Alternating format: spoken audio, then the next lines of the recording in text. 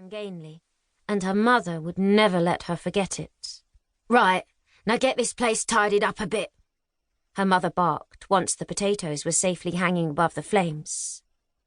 Pearl nodded, but as she looked about the tiny room, she didn't quite know where to start.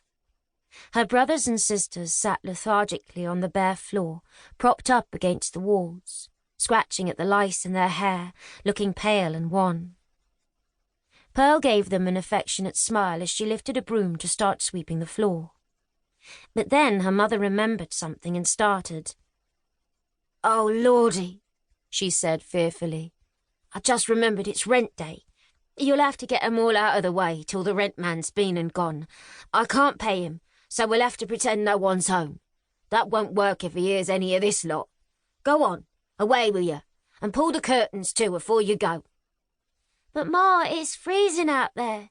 Davy and Maggie have got a hacking cough already, and they ain't got any shoes," Pearl said worriedly, as she stared towards the grimy window.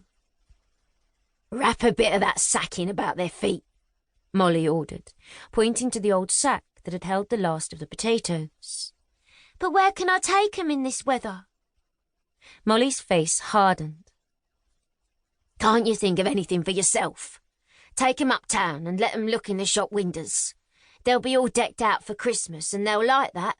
Now get a move on, and less of your back chat, or you'll be feeling me foot up your arse."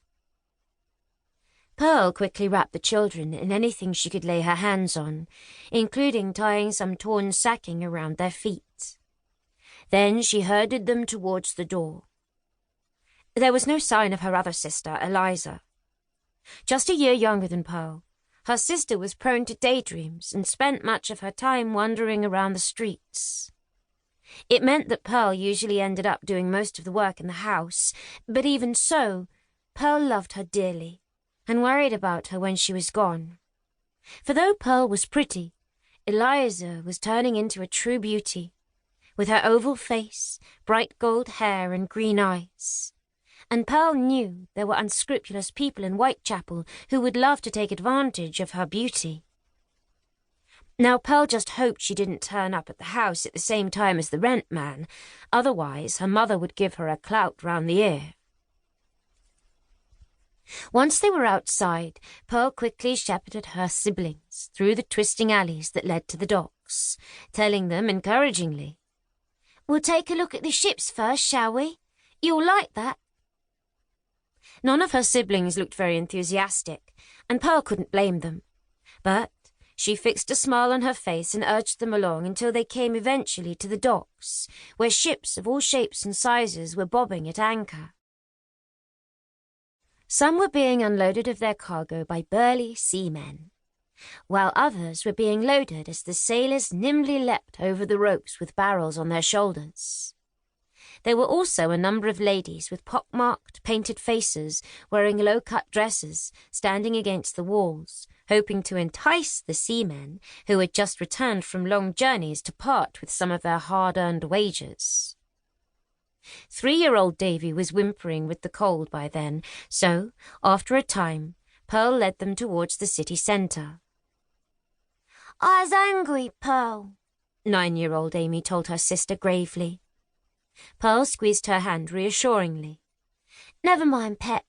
Mr. Grimley will have been and gone soon, and then we can go home and get you all some dinner," she said, trying to ignore her own rumbling stomach.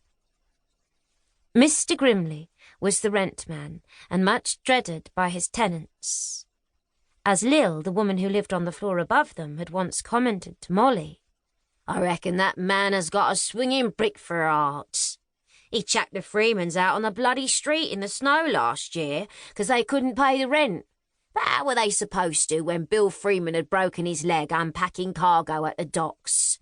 The poor sods promised him they'd catch up just as soon as ever Bill got back to work. But he wouldn't have a bar of it, and out they went, with her ready to drop her babby any minute, and another 2 little uns not even out of bindings."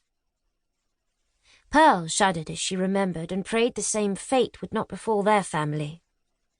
Soon they came to a main road, and as they strolled along, the children gazed in awe at the smartly dressed people walking to and fro.